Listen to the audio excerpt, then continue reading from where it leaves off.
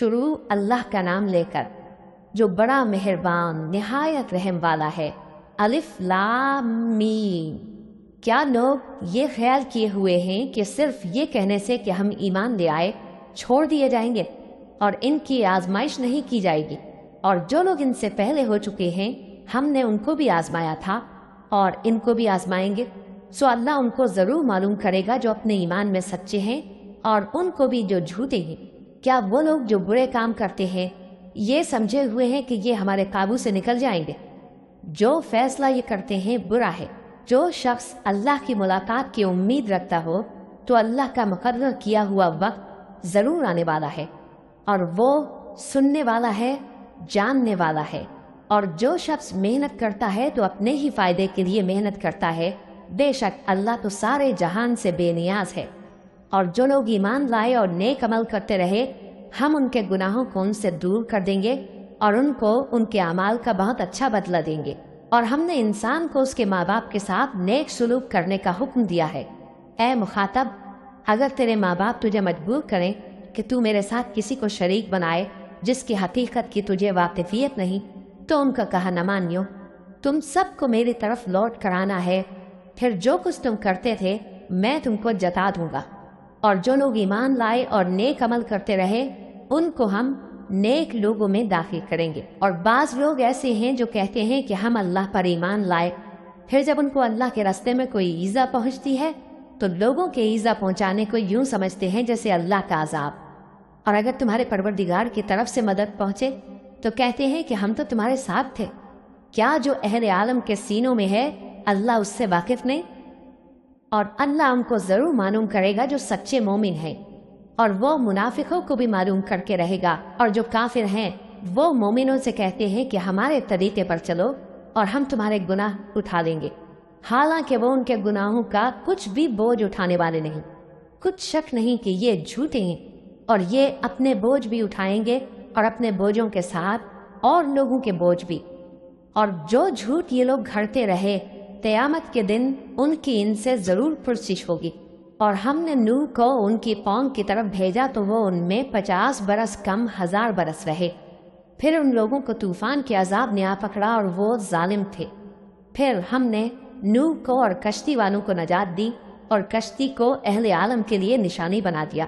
اور ابراہیم کو یاد کرو جب انہوں نے اپنی قوم سے کہا کہ اللہ کی عبادت کرو اور اس سے ڈرو، اگر تم سمجھ رکھتے ہو تو یہ تمہارے حق میں بہتر ہے۔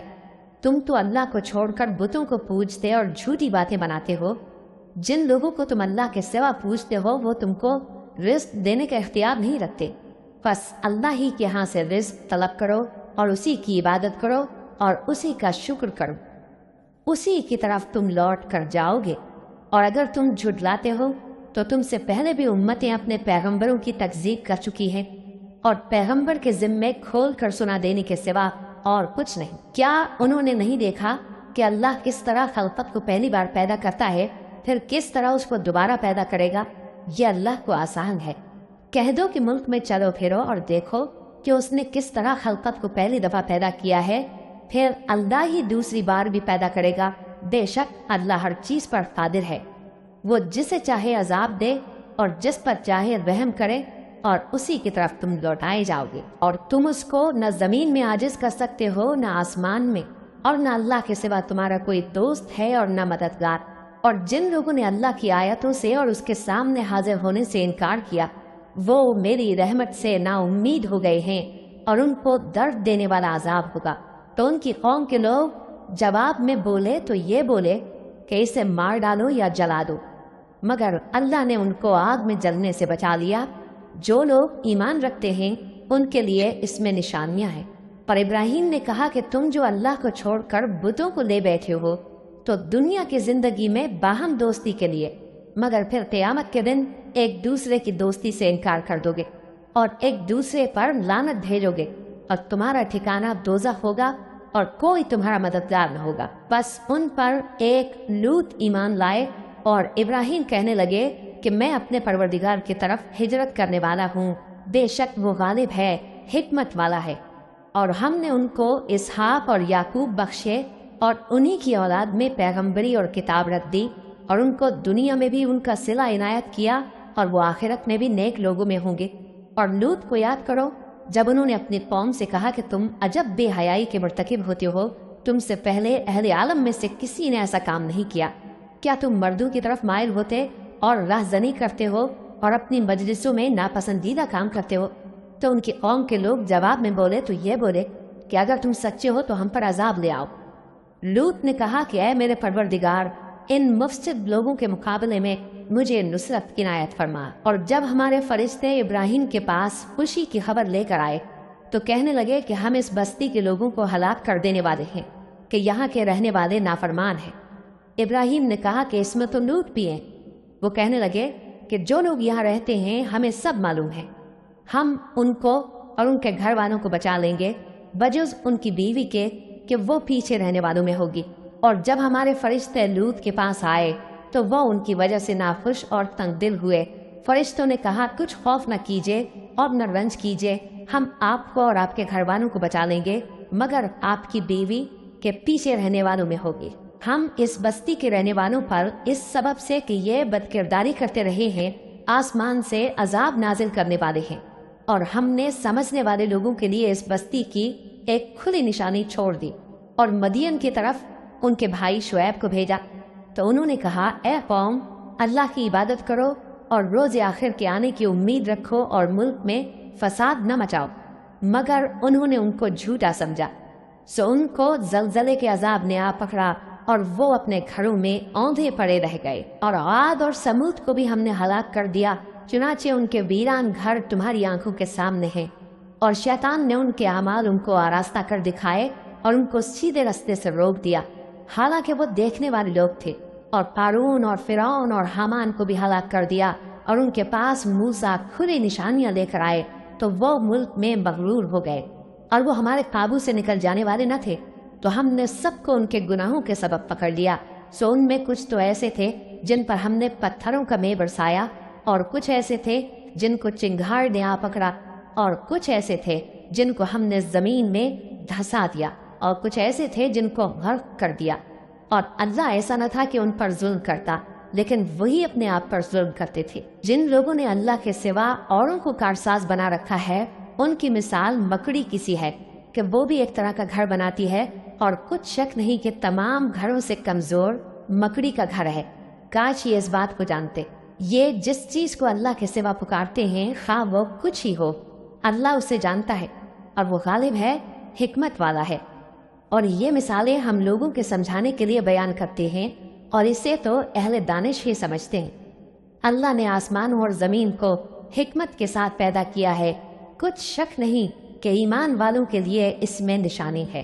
اے نبی، یہ کتاب جو تمہاری طرف وحی کی گئی ہے اس کو پڑھا کرو، اور نماز کے پابند رہو۔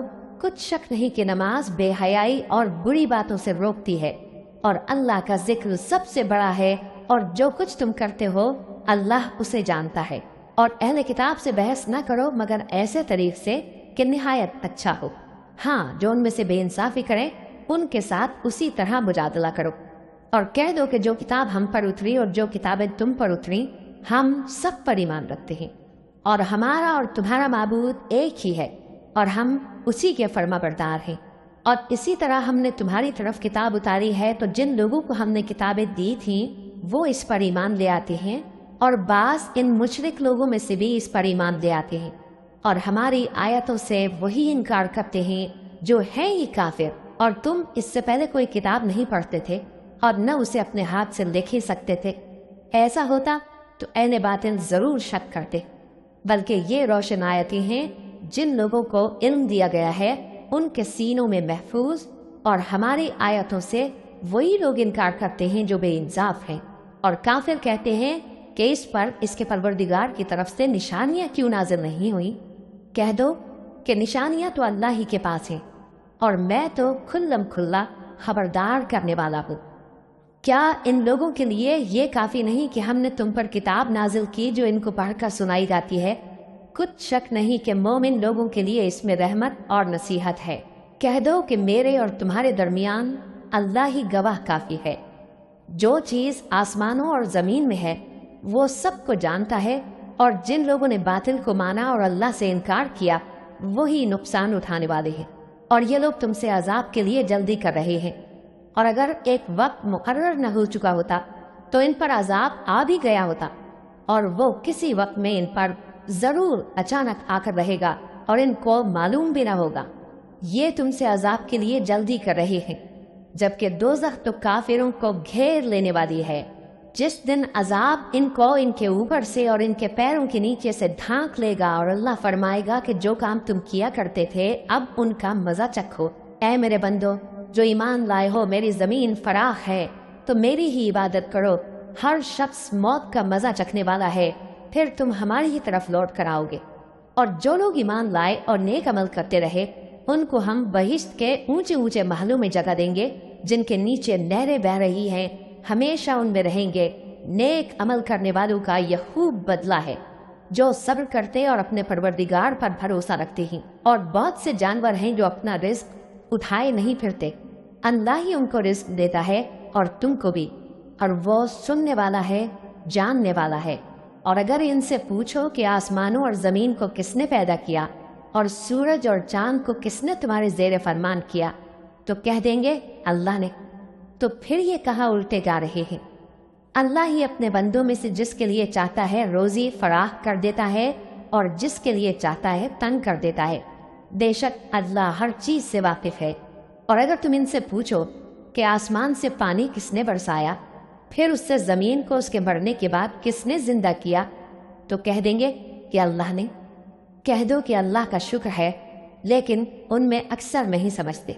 اور یہ دنیا کی زندگی تو صرف کھیل اور تماشا ہے، اور ہمیشہ کی زندگی کا مقام تو آخرت کا گھر ہے۔ کاش یہ لوگ سمجھتے۔